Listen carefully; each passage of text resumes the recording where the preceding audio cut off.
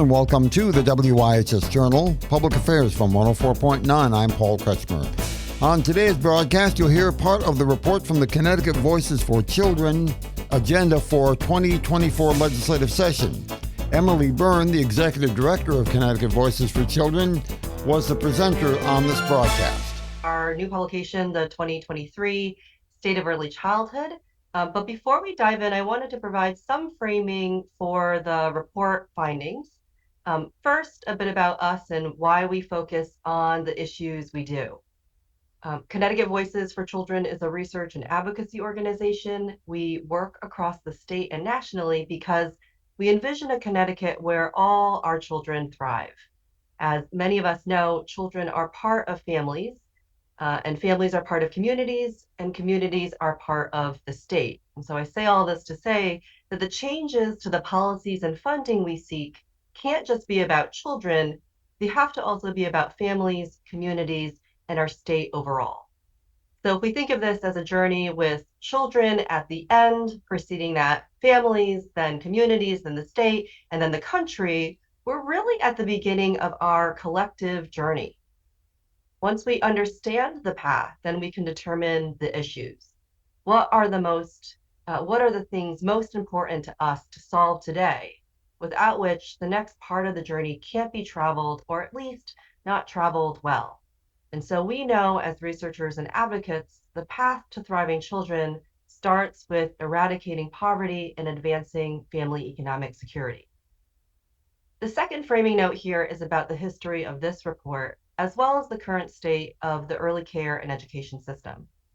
As an organization, we've prioritized early childhood education since our founding in 1995 and have published this report since 2003. While we've recently broadened our attention to fair employment writ large with a focus on the early care sector, we maintain our work here because we know the import and impact of ECE for children, particularly children of color, and the economy, particularly the participation of women and women of color in the workforce. Unfortunately, today, there's a national childcare crisis in the United States. Parents can't afford quality care and often lack proximal access to it. Educator wages are undignified and providers can't hire fast enough, and the federal dollars and state contributions are woefully insufficient.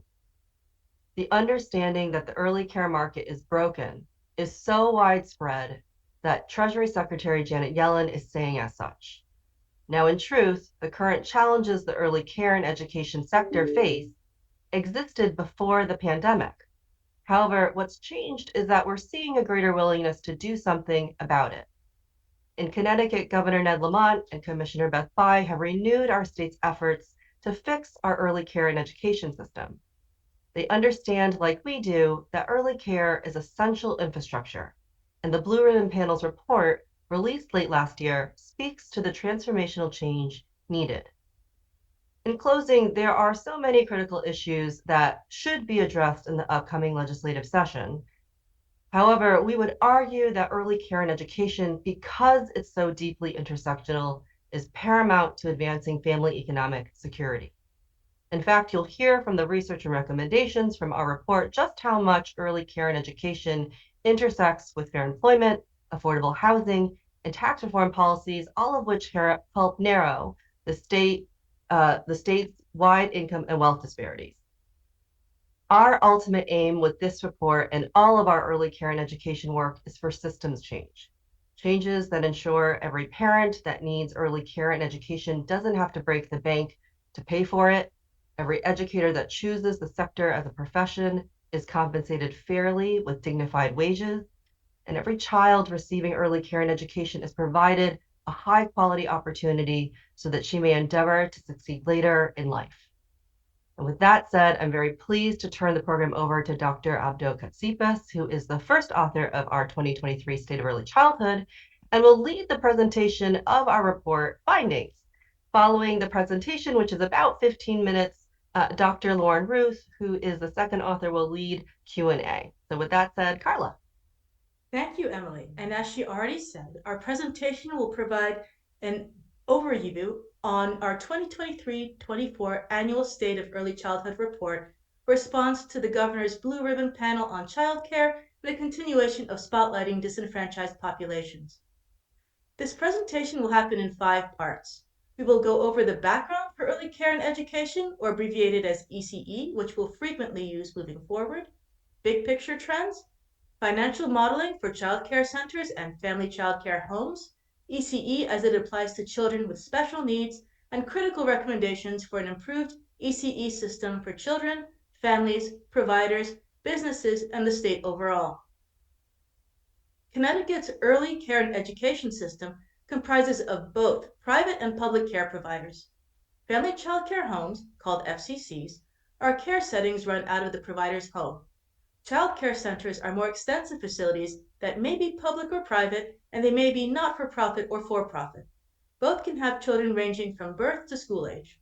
In this presentation, when we refer to child care centers, we refer to publicly funded centers. Many public schools have preschool classrooms, but do not offer care for infants and toddlers. All FCCs and CCCs and school-based programs are licensed through the Office of Early Childhood. State-level estimates suggest that each dollar the government provides to support ECE through a combination of subsidy programs and tax credits creates $3.80 in greater economic output, which includes ECE industry-level economic output, increased parental employment, and spending.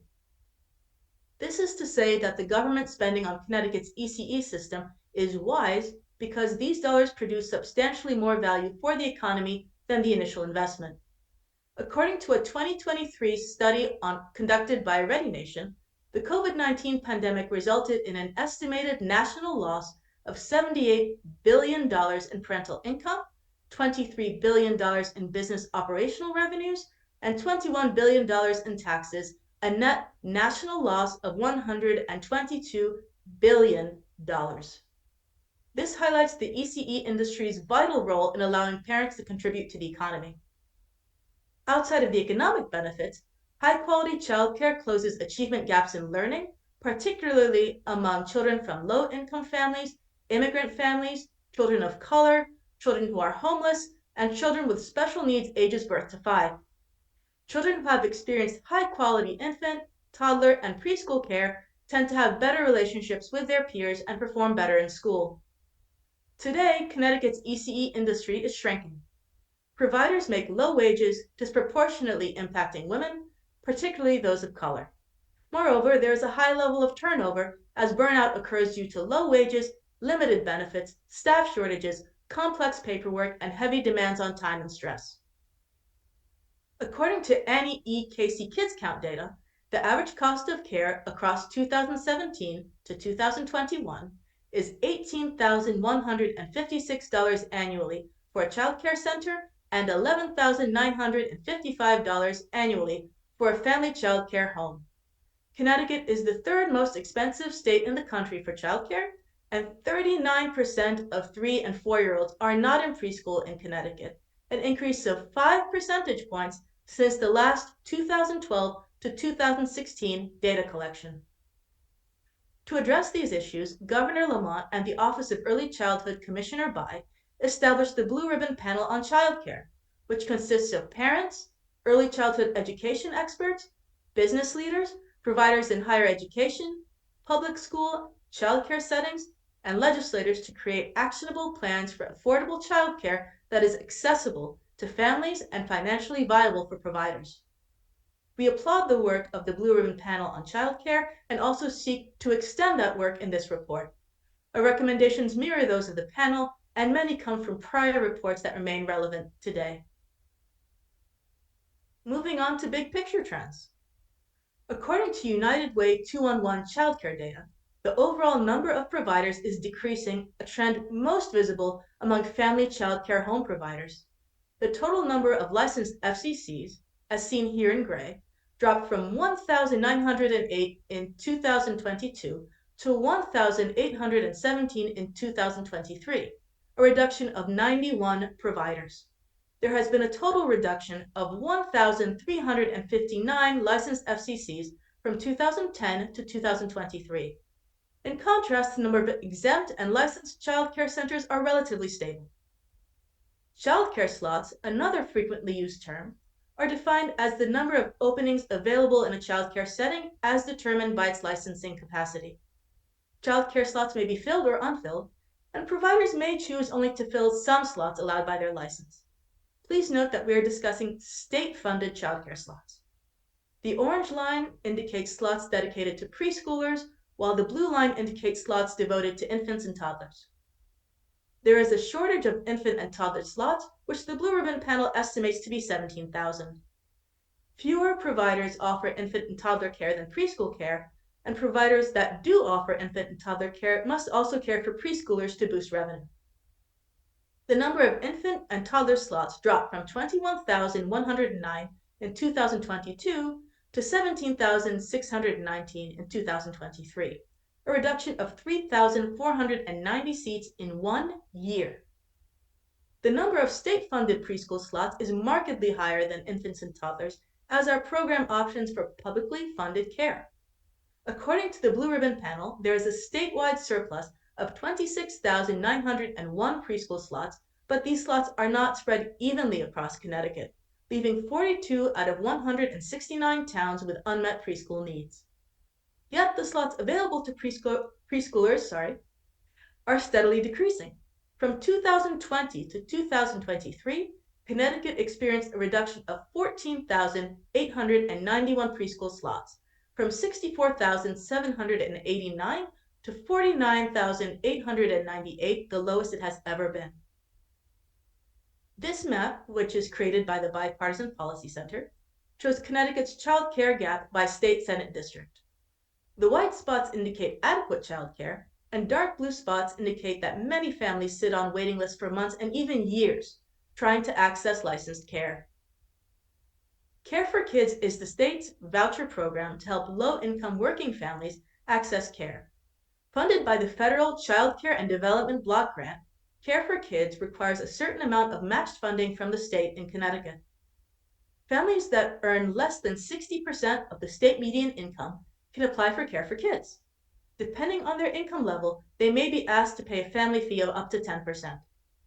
As indicated in the graph, state policymakers sought to help stabilize families during the COVID-19 pandemic by extending Care for Kids eligibility guidelines and providing funding to allow more families to enroll.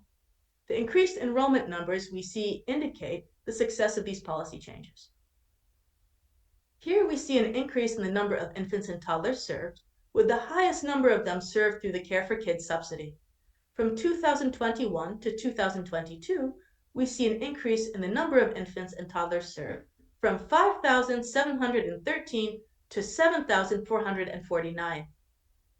The biggest numbers of preschoolers are supported by school readiness programs in priority districts, indicated in gray, and federal and state Head Start programs indicated in light blue. School readiness programs are funded by state grants issued to priority school districts, which are those in the 50 lowest income communities in the state.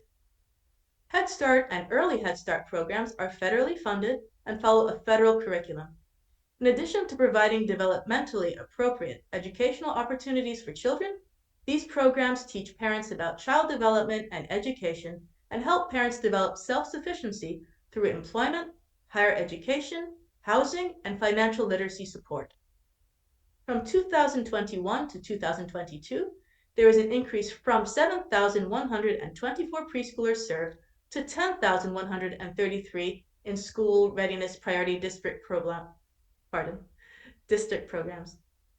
During that same time frame, federal and state Head Start programs increased the number of preschoolers served from 4,026 to 8,252. Once again, on today's WIHS Journal, you heard Emily Burns from the Connecticut Voices for Children with their agenda for the legislative session here in Connecticut in 2024. For further information, call us at 860-346-1049, 860-346-1049, or drop a line to office@wihsradio.org, office@wihsradio.org.